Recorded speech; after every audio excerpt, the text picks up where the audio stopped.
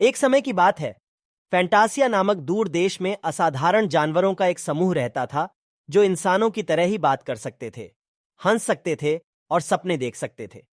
Dream keepers के नाम से जाने जाने वाले ये जानवर दुनिया के सभी सपनों के संरक्षक थे। हर रात जब बच्चे सो जाते थे, ड्रीम कीपर्स उनके पास जाते थे और जादुई सपनों की धूल छिड़कते थे, जिससे यह सुनिश्चित हो जाता था कि हर सपना सच हो जाए।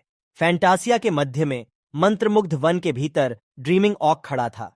यह प्राचीन पेड़ ड्रीम कीपर्स का घर था और इसकी शाखाएं आकाश तक फैली हुई थीं, जो सितारों तक पहुंचती थीं।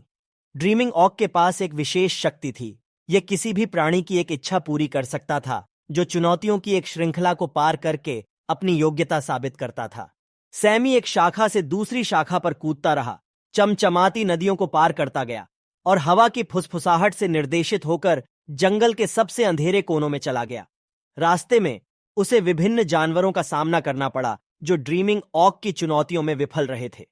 उन्होंने उसे अपनी यात्राओं के किस्से सुनाए और अपने द्वारा सीखे गए मूल्यवान सबक साझा किए। सैमी ने ध्यान से सुना, ज्ञान और दृढ़ संकल्प प्राप्त किया। अंततः कई दिनों की यात्रा के बाद सैमी उस स्थान पर पहुंच गया जहां राजसी ड्रीमिंग ऑक खड़ा था। पेड़ की शाखाएं एक अलौकिक चमक से चमक रही थीं और उसकी पत्तियां प्रोत्साहन के शब्द फुसफुसा रही थीं। पहली चुनौती उसका इंतजार कर रही थी। पहली चुनौती में बहादुरी शामिल थी। सैमी को एक गहरी खाई के ऊपर लटके हुए जर्जर पुल को पार करना था। जैसे ही उसने पुल पर कदम रखा, उसका दिल जोरों से धड़कने लगा, लेकिन उसने साहस जुटाया और एक एक कदम उठाया। हर कदम के साथ उसका डर कम होता गया, जब तक कि वह विजयी होकर दूसरी तरफ नहीं पहुंच गई। तीसरी चुनौती ज्ञान को लेकर थी।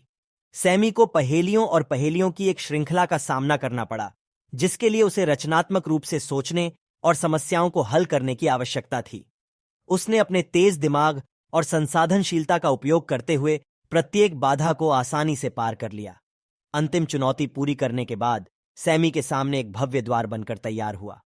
यह खुल गया, ड्रीमिंग ऑक के दिल को प्रकट करते हुए एक गर्म, सुनहरी रोशनी में नहाया हुआ कक्ष। अंदर उसे ऊर्जा से स्पंदित एक मंत्रमुग्ध बलूत का फल मिला।